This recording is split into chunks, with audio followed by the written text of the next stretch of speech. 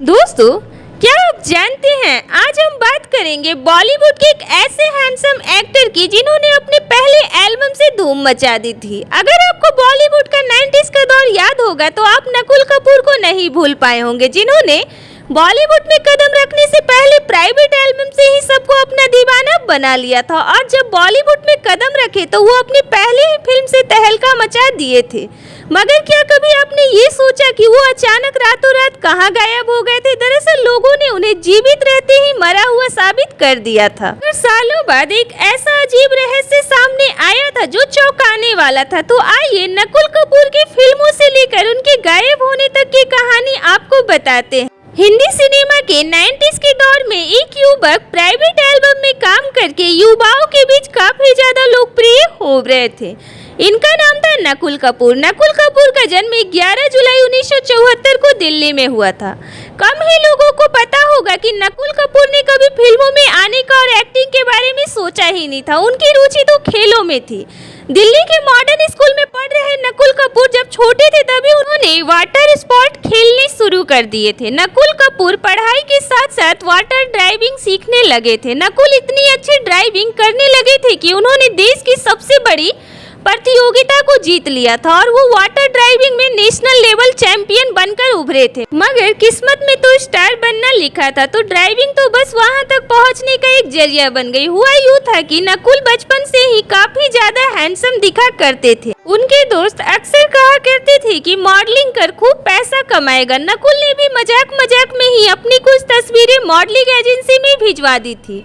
देखिए, जब किस्मत साथ देती है तो काम कैसे बनता है। अचानक एक मॉडलिंग एजेंसी से इन्हें ऑफर भी मिल गया। नकुल रातों रात मॉडल बन गए। किस्मत साथ दे रही थी तो वो जो भी करते कामयाबी मिल जाती। 1995 और 1996 की बात है। इनको ड्राइविंग का शौक तो था ही, साथ ही साथ बंजी जंपिंग को उस समय भारत में गिने चुने लोग ही जानते थे। एडवेंचर के शौकीन नकुल ने पहली बार बंजी जंपिंग करने का फैसला किया, मगर उनको क्या पता था कि यह शौक उनकी किस्मत पलटने जा रहा था।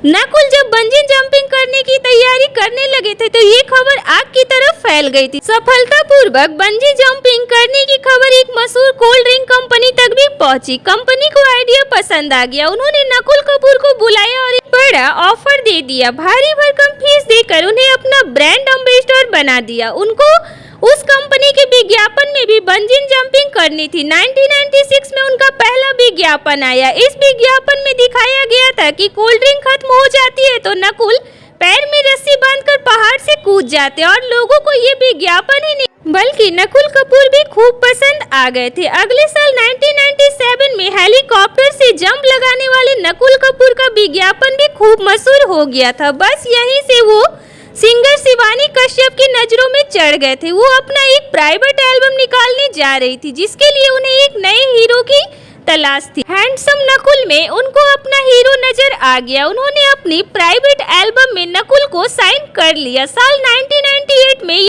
यह एल्बम रिलीज हुआ। इस एल्बम के टाइटल सॉन्ग हो गई है मोहब्बत तुमसे युवाओं के बीच धूम मचा दिया। खासकर नकुल लड़कियों के बीच काफी ज्यादा पॉपुलर हो गए थे और ऐसे में कामयाबी नकुल कपूर के कदम चूमने लगी थी। बड़ी म्यूजिक कंपनी टिप्स ने नकुल कपूर को ऑफर दे दिया। साल 2002 में दीप्ति भटनागर के साथ इनका एक प्राइवेट एल्बम गीत यारी यारी भी सुपरहिट हो गया। अगले ही साल रूप कुमार राठौर और सोनाली राठौर भी अपना एल्बम निकालने जा रहे थे। उनको भी नकुल कपूर का चेहरा काफी ज्यादा पसंद आ गया था और उन्होंने नकुल को अपना एल्बम का हीरो बना दिया। साल 2001 में इस एल्बम के गाने मुझे मोहब्बत से हो गई है ने फिर से एक बार बवाल मचा दिया। इसी साल नुसरत फतेह अली खान जैसे सिंगर के गाए हुए गानों में टिप्स कंपनी ने नकुल को फिर से मौका दे दिया। अब तो नकुल कपूर म्यूजिक इंडस्ट्री का एक बड़ा चेहरा बन चुके थे। फिर बॉलीवुड वालों की नजर भला नकुल कपूर पर क्यों ना पड़ती।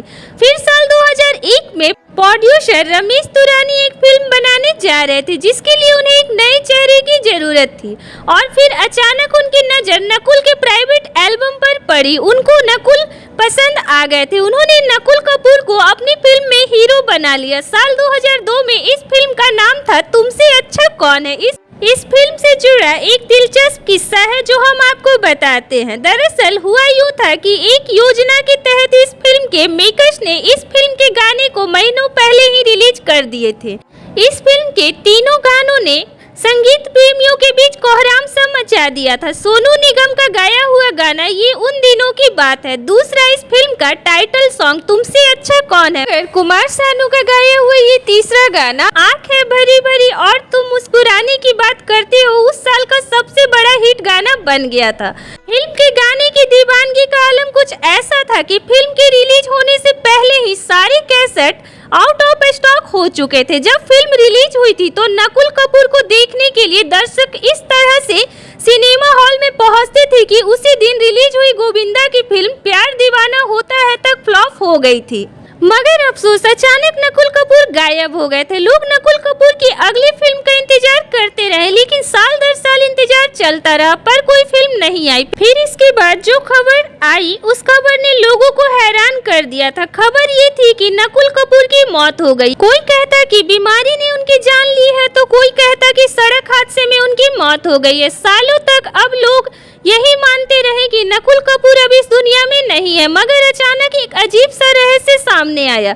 साल 2015 में नकुल कपूर दुनिया के सामने आए और उन्होंने खुद कहा कि मैं जिंदा हूँ, अभी मरा नहीं हूँ। उस वक्त पता लगा कि लोगों ने उन्हें जीवित रहते ही मरा हुआ साबित कर दिया था।